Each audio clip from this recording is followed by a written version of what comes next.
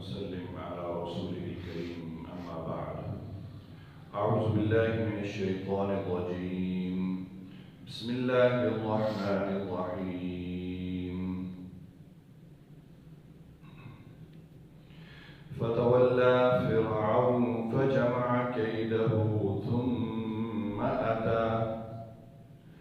قال لهم موسى ويلكم لا تفتروا على الله كذبا فيسحتكم بعذاب وقد خاب من افترى فتنازعوا أمرهم بينهم وأسروا النجوى قالوا إن هذان لساحران يريدان أن يخرجاكم من أرضكم بسحرهما ويذهبا بطريقتكم المثلى فأجمعوا كيدكم ثم أتوا صفا وقد أفلح اليوم من استعلى صدق الله العظيم سورہ طٰہٰ کی آیت نمبر 60 سے لے کر 64 تک 5 آیات آپ کے سامنے تلاوت کی۔ اللہ رب العزت ارشاد فرما رہے ہیں فَتَوَلَّى فِرْعَوْنُ فَجَمَعَ كَيْدَهُ ثُمَّ أَتَى، پھر فرعون لوٹا اور جمع کرنے لگا اپنی تدابیر، پھر مقابلے کے لیے واپس آیا۔ قال لهم موسى ويلكم لا تفتروا على الله كذبا، موسیٰ علیہ السلام نے ان سے کہا تم پر ہلاکت ہو، اللہ پر جھوٹی بات مت گھڑو، فَيُسْقِطَكُمْ بِعَذَابٍ، ورنہ وہ تمہیں عذاب میں مبتلا کرے گا، عذاب کے ذریعے تمہیں نیست و نابود کر دے گا۔ وَقَدْ خَابَ مَنِ افْتَرَى، اور یقیناً جس نے جھوٹ گھڑا وہ نامراد ہوا۔ فَتَنَازَعُوا أَمْرَهُمْ بَيْنَهُمْ وَأَسَرُّوا النَّجْوَى، یہ سن کر وہ آپس میں جھگڑا کرنے لگے اور چپکے چپکے مشورے کرنے لگے۔ قالوا إن هذان لساحران يريدان أن يخرجاكم من أرضكم بسحرهما، وہ کہنے لگے یقیناً یہ دونوں بڑے جادوگر ہیں جو چاہتے ہیں کہ تمہیں اپنے جادو کے زور سے تمہاری سرزمین سے نکال دے۔ وَيَذْهَبَا بِطَرِيقَتِكُمُ الْمُثْلَى، اور تمہارے طریقہ کو، تمہاری جو مذہب ہے اس کو ملیا میٹ کر دیں، اس کو ختم کر دیں، جو کہ ایک مثالی ہے۔ فَأَجْمِعُوا كَيْدَكُمْ ثُمَّ أْتُوا صَفًّا، لہذا تم سب اپنی تمام تدابیر اکٹھی کر لو اور صف باندھ کر آ جاؤ۔ وَقَدْ أَفْلَحَ الْيَوْمَ مَنِ اسْتَعْلَى، حقیقت یہ ہے کہ آج کامیاب وہی ہوگا جس کی جیت ہوگی۔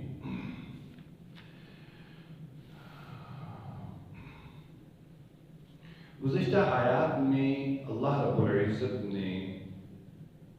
یہ بتایا کہ موسیٰ علیہ السلام فرعون کے دربار میں آئے اور اسے اللہ کا پیغام سنایا۔ تو فرعون نے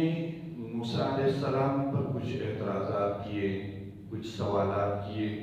موسیٰ علیہ السلام سے معجزات مانگے۔ موسیٰ علیہ السلام نے فرعون کے دربار میں اسے معجزے دکھائے۔ چونکہ یہ دور وہ دور تھا کہ جس میں جادو کا بہت زیادہ زور تھا، اور فرعون کے دربار میں اکثر جادوگر آ کے اپنے جادو کے کرتب دکھاتے اور اس سے داد وصول کرتے رہتے تھے،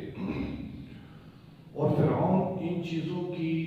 حقیقت سے واقف بھی تھا، سمجھتا بھی تھا، اور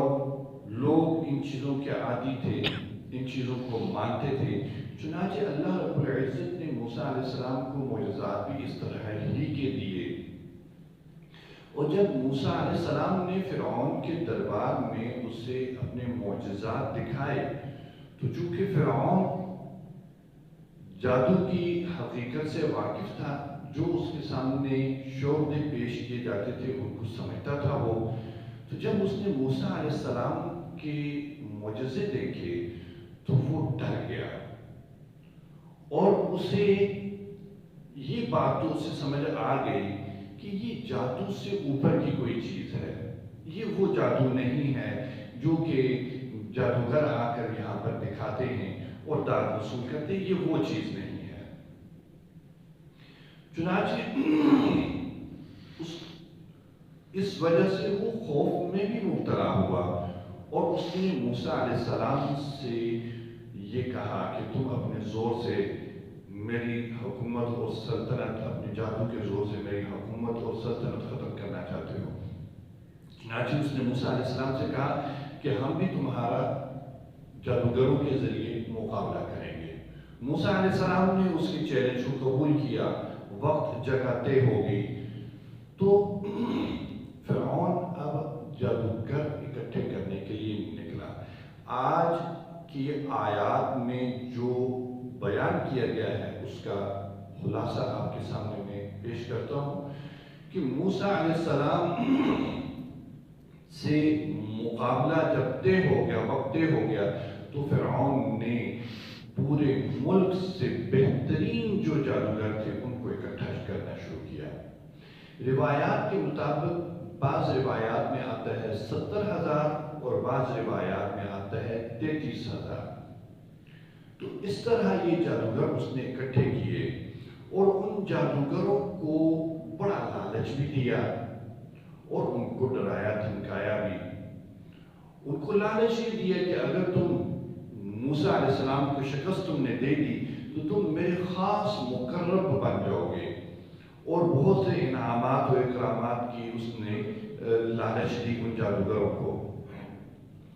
تو جب وہ جادوگروں کو لے کر اکٹھا ہو گیا، مقابلے کی جگہ پہ پہنچ آیا، اور اس جگہ پر اس نے اپنا تخت لگایا، تمام درباری بھی آگے، تمام عوام بھی وہاں پر اکٹھی ہو گئی، تو اس وقت موسیٰ علیہ السلام نے بطور تبلیغ کے ان جادوگروں کو خطاب کیا، اور ان جادوگروں کو یہ کہا کہ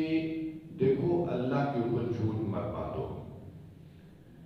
ایسا کام نہ کرو جس کی وجہ سے اللہ تمہیں عذاب میں مبتلا کر دے، اور اللہ کے عذاب سے ڈرو اور اللہ پہ جھوٹ مت باندھو۔ موسیٰ علیہ السلام کی واعظ و نصیحت کا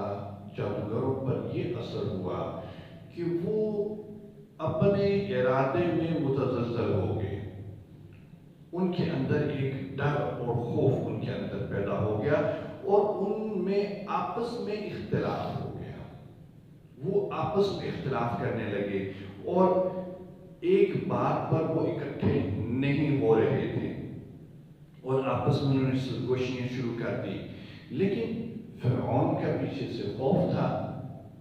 جان کا خطرہ تھا، چنانچہ سب نے مل کر یہ مشورہ کیا اور یہ کہا کہ اپنے آپ کو اب وہ تسلی دے رہے ہیں کہ موسیٰ علیہ السلام اور ہارون علیہ السلام دونوں وہاں پر اکٹھے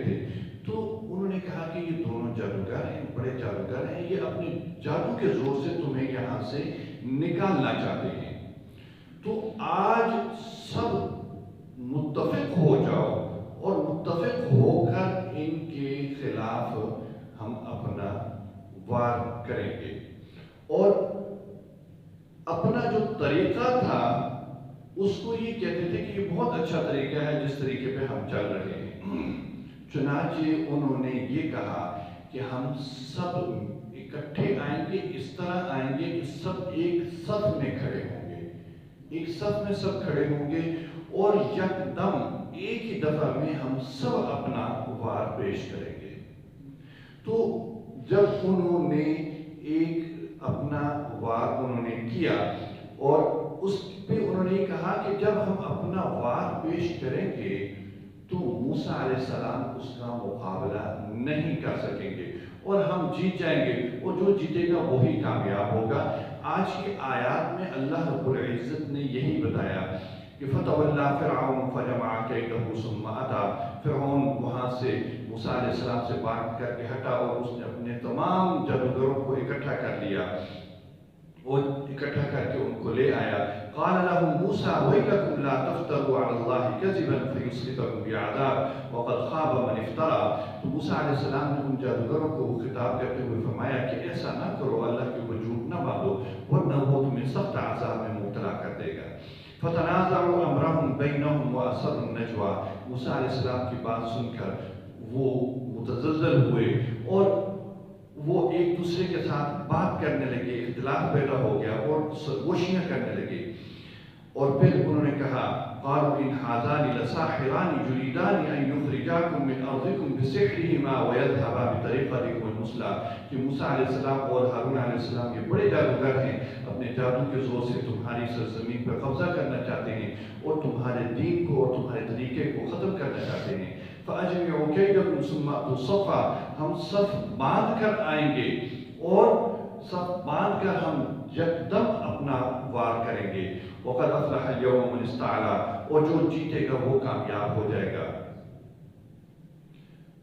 تو یہاں تک انہوں نے یہ کیا اور موسیٰ علیہ السلام کے سامنے مقابلہ کرنے کے لیے تیار ہو گئے۔ اب جب مقابلہ شروع ہوا تو اس کا ذکر اللہ رب العزت اگلی آیات میں فرما رہے ہیں۔ انشاءاللہ کل اس پر بات ہوگی۔ اللہ تعالیٰ قرآن مجید میں تدبر کی